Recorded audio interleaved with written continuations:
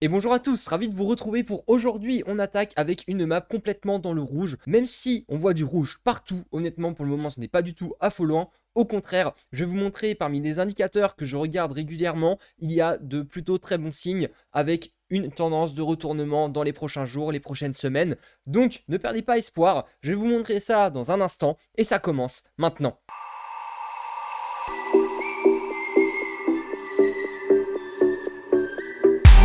Avant d'aller plus loin, n'hésitez pas à lâcher un petit like ou un petit commentaire et à vous abonner, ça me ferait extrêmement plaisir. Donc on commence avec notre Bitcoin. Comme je le disais, on est vraiment en train de temporiser, on fait rien du tout. On est sur le support des 30 000 $, on ne fait rien. Pourtant, au niveau du MACD, on peut voir justement qu'on est en train de fléchir, de perdre de la force vendeuse. Donc là, les vendeurs, ils sont en train de perdre, ils sont en train justement d'arrêter de tirer le cours vers le bas. On est en train de se retourner tranquillement. Là, ça veut justement dire qu'on est potentiellement en train de faire un retournement de situation. Comme on peut le voir ici, on a eu un petit peu de stabilité, on est remonté.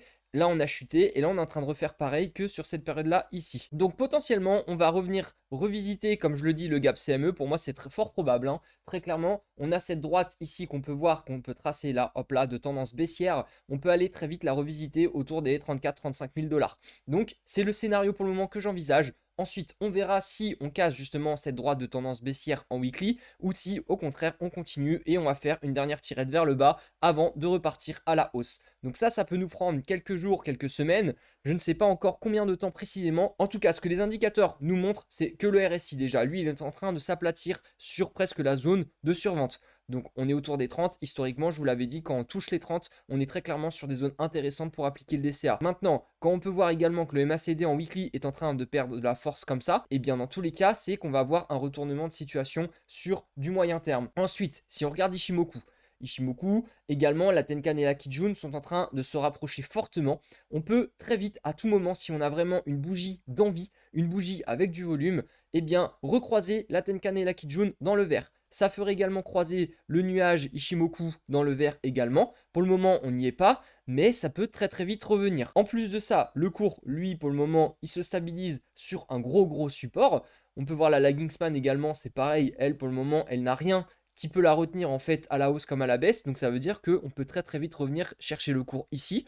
Et ça correspondrait tout à fait à notre droite de tendance baissière qui est autour des 34-35 000 $. J'enchaîne ensuite avec le H-Ribbon. Donc ça, je vous en ai parlé il y a quelques temps. Et bien voilà, nous l'avons fait. On est en train de faire notre fameux croisement dans la partie rouge, comme on avait fait ici de mai à juin, juillet 2021. Et on avait eu la pastille bleue. Donc pour le moment, ça veut dire que soit les mineurs sont en train de débrancher, soit tout simplement il y a de moins en moins de personnes qui sont en train de miner le Bitcoin. Ça veut dire que la difficulté est en train de baisser par rapport au nombre de personnes qui sont en train de miner. C'est ça le H-Ribbon tout simplement, hein, c'est lié à la difficulté de hachage. Donc si jamais on a notre pastille bleue, je vous rappelle encore une fois, c'est l'heure d'appliquer le DCA.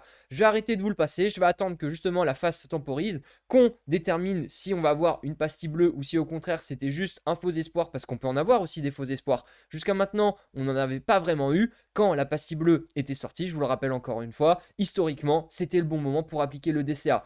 Donc, très clairement, si historiquement, pour le moment, ça s'est trompé très peu de fois, voire jamais, il me semble que c'est même jamais, eh bien, ça peut toujours être intéressant, même si ce n'est qu'un petit ordre, au moins, vous êtes sûr, vous testez, et vous vous dites, très bien, on a le H-Ribbon qui est sorti, maintenant, il peut se tromper, mais honnêtement, sur du long terme, si on regarde, la pastille bleue, elle a beau sortir à 30 000 ou à 25 ou à 20 000, je peux vous assurer que dans 2-3 ans, dans tous les cas, vous serez positif. Donc le H-Ribbon aura encore raison. Voilà, je vous l'aurai montré, je vous l'aurai passé plusieurs fois maintenant. J'espère que vous l'aurez retenu. Et pour terminer avec le Bitcoin pour aujourd'hui, je vais vous passer les bandes de boulanger. Donc là, les bandes de boulanger, c'est clair et net, on le voit super bien. On est sur le bas des bandes. Voilà pourquoi également, je vous disais qu'on peut avoir un potentiel retournement de situation. Parce que quand on est sur le bas des bandes de boulanger comme ceci, eh bien très clairement, c'est pour aller revisiter ensuite le haut des bandes de boulanger. Donc voilà, historiquement, vous le voyez, on a tapé le haut, on a tapé le bas, puis le haut, puis le bas, etc.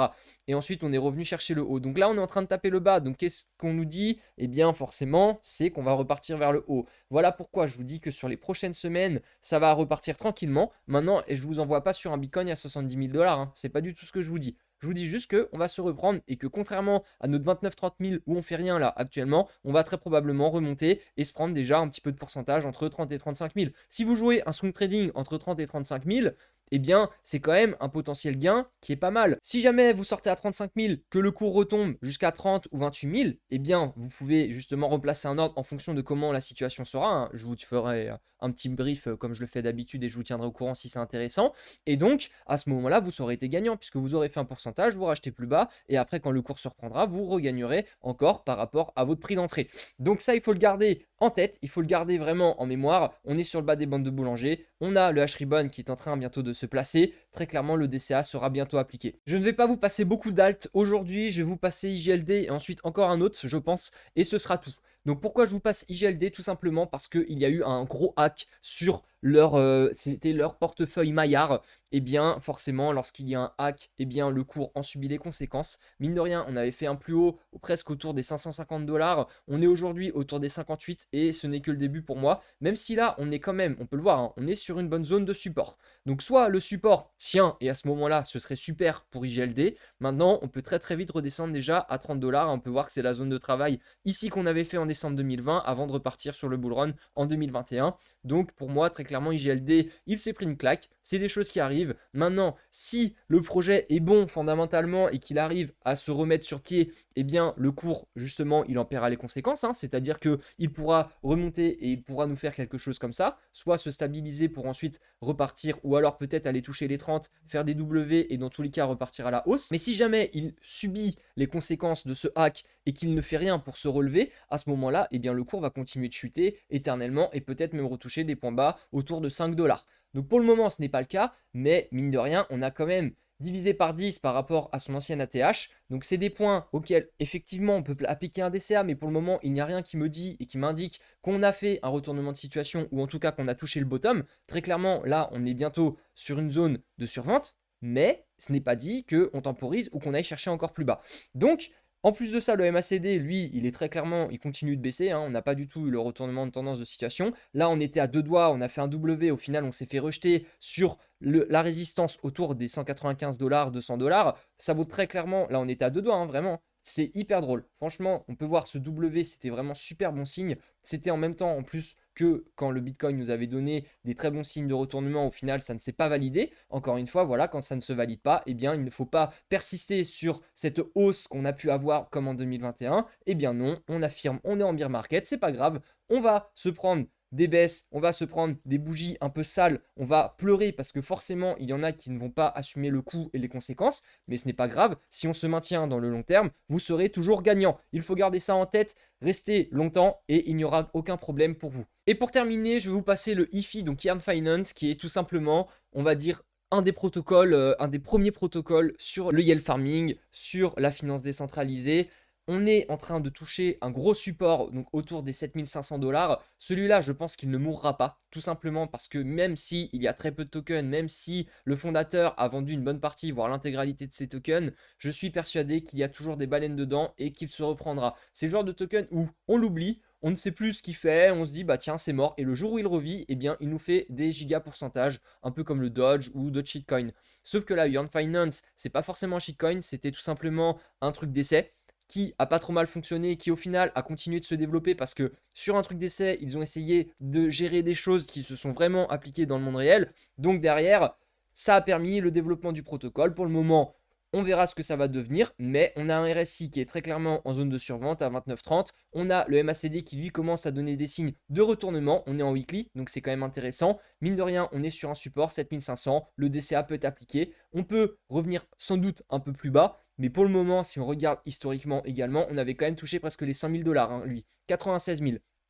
Donc voilà, on est très clairement en période de bear market. C'est le genre de choses qu'on va voir prochainement super souvent. Parce que sur tous les alts, une fois qu'on a pris moins 90, moins 95%, c'est ce qui arrive. On a l'impression que le truc, il est mort, qu'on a eu un giga bull run en 2021 et qu'au final, après, il ne fera plus rien. Je peux vous garantir que c'était pareil quand on est arrivé en 2018 sur la fin du bull run et pareil du coup aujourd'hui quand on est en fin 2022, 2021, quand on est en fin 2021, début 2022, qu'on a eu des giga pourcentages donc en 2021 et au final, on est toujours bien, même si on a pris beaucoup de baisses. Je peux vous garantir que les bons projets, les bons protocoles, eux vont continuer de performer sur les prochains cycles. Et voilà, c'est terminé pour aujourd'hui. J'espère que ça vous aura plu.